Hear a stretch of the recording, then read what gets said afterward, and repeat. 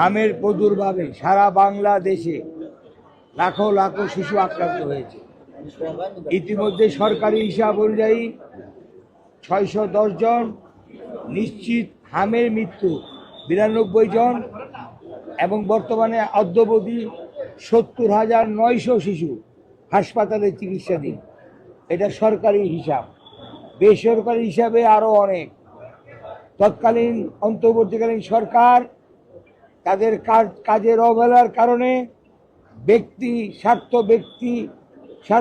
চরিতার্থ করার কারণে হাসিল করার কারণে ইউনিসেফের সরবরাহকৃত ভ্যাকসিন আমদানি বন্ধ করে দিয়ে টেন্ডারের মাধ্যমে তাদের নিজের স্বার্থ হাসিলের কারণে টেন্ডারের মাধ্যমে প্রক্রিয়ায় গিয়ে ভ্যাকসিন আনা বন্ধ করে দেয়, যার ফলশ্রুতিতে এই মরণবেদী, এই সংক্রমণ, রোবেলা ভ্যাকসিন না এনে এই হাম সারা বাংলাদেশে ছড়িয়ে দিয়েছে।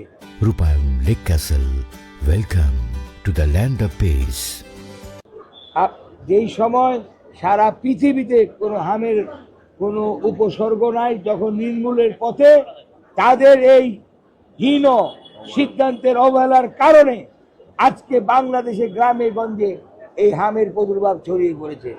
আমি আমার দায়বদ্ধতার খাতিরে আমার এলাকায় অনেক শিশু মারা গেছেন।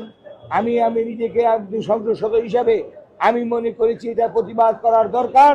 সেই হিসাবে আজকে আমি মাননীয় আদালতে এসে যারা এই বিষয়ে দায়ী, যারা এই বিষয়ে দোষী, তাদের দৃষ্টান্তমূলক শাস্তি দাবি করছি, যাতে পরবর্তীতে কোনো সরকার বা কেউ আসলে বাংলাদেশের কোমলমতি শিশু এবং জনগণকে নিয়ে চিনিমিনি খেলতে না পারে, তার দৃষ্টান্তমূলক একটি বিচার আমি দাবি করছি।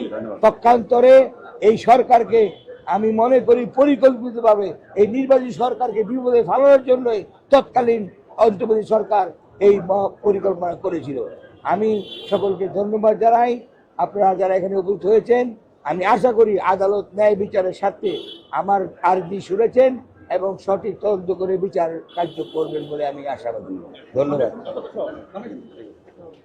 আমরা ওটাই বলছি যে এই সরকারকে, অর্থাৎ পরবর্তী নির্বাচিত সরকারকে যাতে দেশ পরিচালনা তারা ব্যাহত হয়, বিঘ্ন সৃষ্টি হয়, সেই কারণে পরিকল্পনাভাবে এই নির্লক্ষ্য ছিল তাদের।